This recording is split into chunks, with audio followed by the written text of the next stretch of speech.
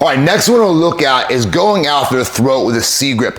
And a C grip is, I think, so fucking powerful. And I got a quick story about it. When I was working at the Brickyard many years ago, I was a bouncer, bartender, manager. I've been there for almost 10 years, a little bit shy of 10 years. Let's be honest, you're doing 1,000 people a weekend, you get to see a lot of shit and being involved in a lot of shit.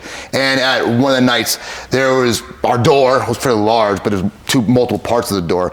And there's two guys at the end, their wall was here, and they were just not leaving. They were kind of holding that door open, they didn't want to leave, and it was become like a fucking shit show, right? As drunk assholes create sometimes. So it was the first time I ever used a C grip in combat, but I was trying to get them out, I just went, but boom, right to both their throats. Now, was this very aggressive for me as a 20-something-year-old against two drunk assholes who were, you know, maybe didn't deserve to have their throat damaged that day? Yeah, it probably was a little aggressive. Probably could have done something else, maybe.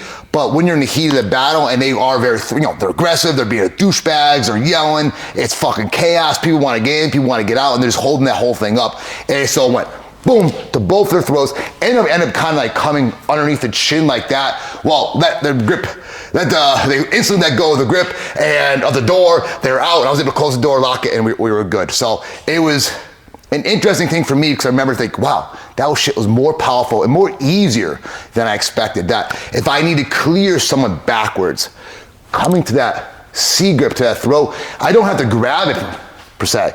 I can just use this like a, oh my God, an attack. You know, that this becomes the weapon. So another way we can do this is we use it in like as a punch defense, and then making like, say, a no sotogari or some sort of other takedown easier. For example, let's actually come right here. Let's say Leon is throwing that big haymaker, bam.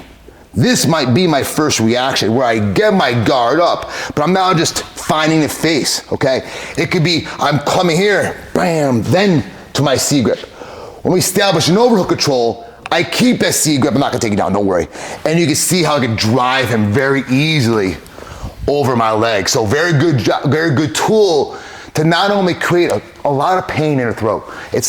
You're not gonna break the fucking trachea or break his neck, whatever, but it's gonna cause definitely a lot of pain. He might not talk the right next day or two, but it's also like to glide up and grab almost his jawline, and that really does a good job forcing his head offline. So when you're drilling it, I would say, yeah, you start from that punch fence, bam, and come to the throat. Or a little bit more realistic, I have like, oh shit, bam, I'm a little lower, and I work up, and I grab the throat and take it to where I want it to go. So powerful grip, the C grip.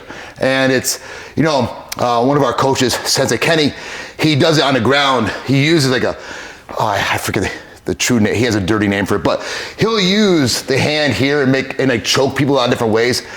It's like the hair of illegal in Jiu-Jitsu. You're not supposed to close your hands around someone's throat, but you could technically have an open hand. So he does it, and it's interesting, but it's a very, very powerful connection, that C grip.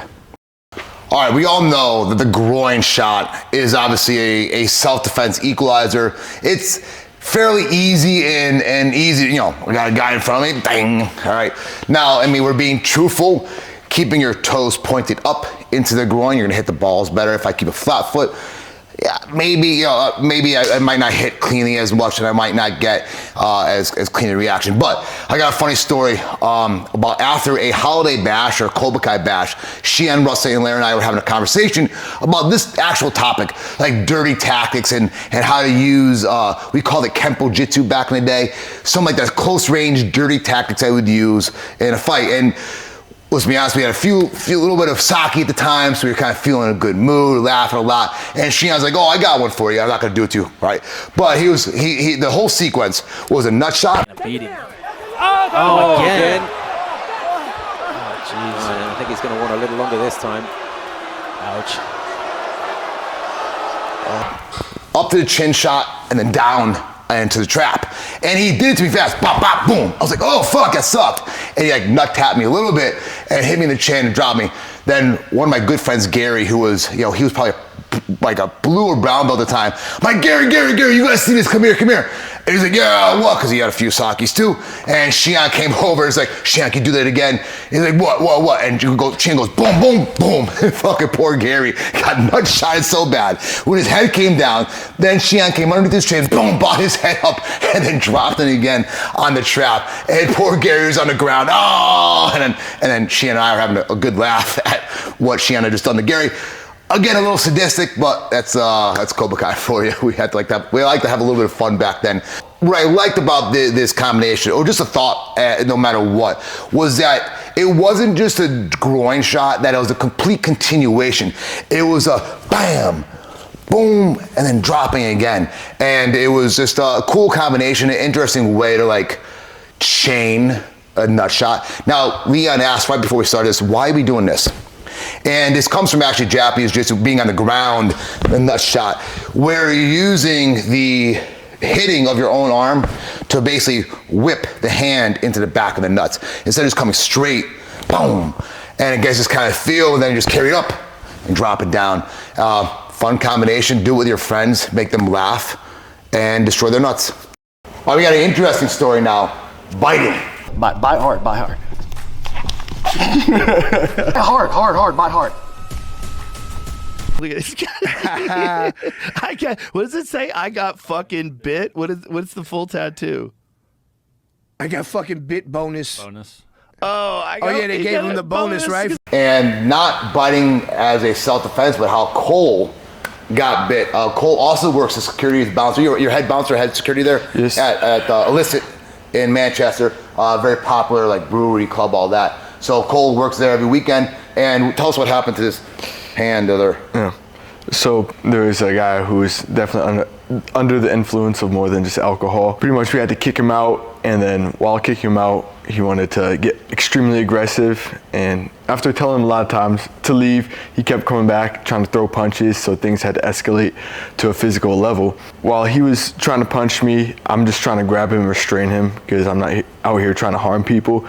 And while trying to do a crossface, grabbing his why don't you walk us through it? Quite happy. hoodie like this. So after him sucker punching me in the face, I'm grabbing him across this, trying to get him to the ground here, restrain him, and that's right where he bit me like that. So he starts biting me like that, he starts going down, and then to kind of get him to stop biting me, I didn't want to punch him because I'm not trying to get any assault charges, so I just used open hand strikes to kind of hit him in the face, and he still flailed and then kind of just got to his back and then pulled him down. Was he biting you the whole time while you were trying to hit him?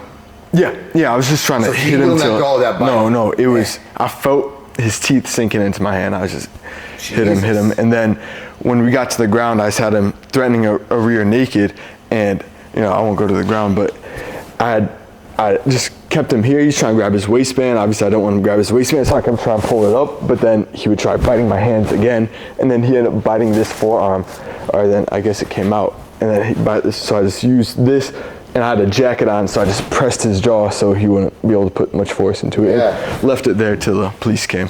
If you were, let's say, a Wolverine, or perhaps you had serrated knives for teeth, like a shark, say, this is probably not the best move. Yeah, so interesting though. I mean, obviously Cole's trying to be the good guy in this situation, but when you think about it, like if someone's trying to choke you, grab you, and you've got nothing else to do, fucking bite them.